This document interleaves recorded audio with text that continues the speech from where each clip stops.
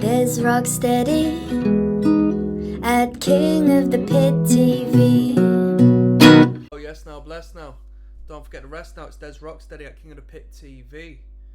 We just listened to The Legacy of She by Rise of the Northstar. It's the second LP, or at least I believe it's the second LP, by the band, French band, which was quite surprising, to be honest with you. You know what I mean, as far as the imagery is concerned and so on and so forth. I never actually caught on that it was a French band, which I guess is props to, you know, the sort of imagery and branding the band has. It's realistic enough for me to think it was elsewhere. So where do I start? I came into this record thinking, oh, it's just going to be another boring, you know, 3-fret, drop-tuned, mundane heavy hardcore band, which I can't stand heavy hardcore. I think it's so basic. I don't like it. I just don't like it. I think it's not my cup of tea. So I came in with a bit of a bias after hearing the first track, which then carried on to the second track. I'm not a fan of the uniforms and this and that, but that's why this band's been picked up.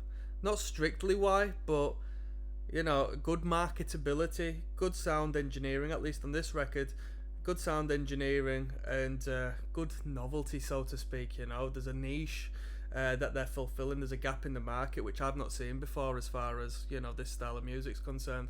So with that being said, I'll put that to one side and say, as we continue going through the record, it started to grow on me. It did start to grow on me. I came across this record purely as I've got a list in another tab. It states best beatdown hardcore albums of all time, and this one was pretty high up that list. And, well, not this album, but this band was high up this list.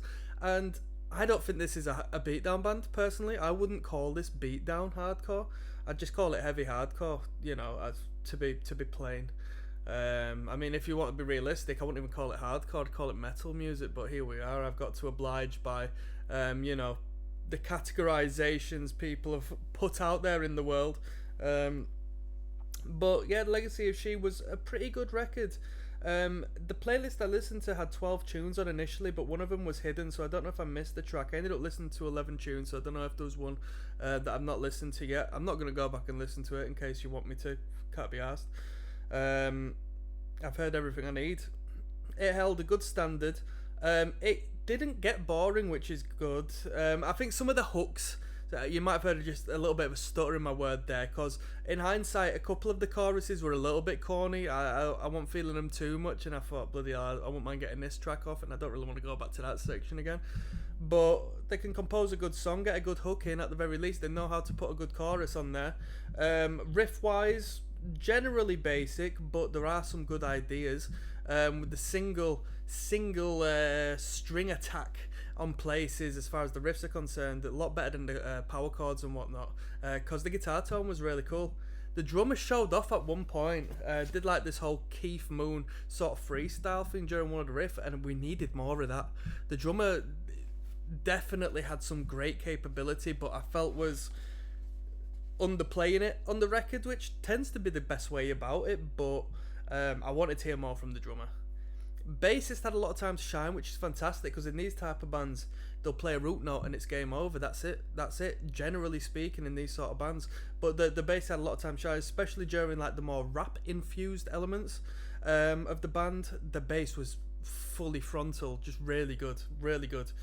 By the time it got to track number 4, track number 5, that's when I started to understand and appreciate the album, because I felt it was becoming very cohesive and remaining within the space they were supposed to be in, but keeping it fresh as far as like different elements in each song and, you know, different ideas that kept it fresh instead of just listening to the same old, which is very easily done in this particular style of music. I think we were tuned to Drop C, felt like Drop C. And what more can I say really as far as a rating is concerned? I'll give it a 6.5 to 7 out of 10.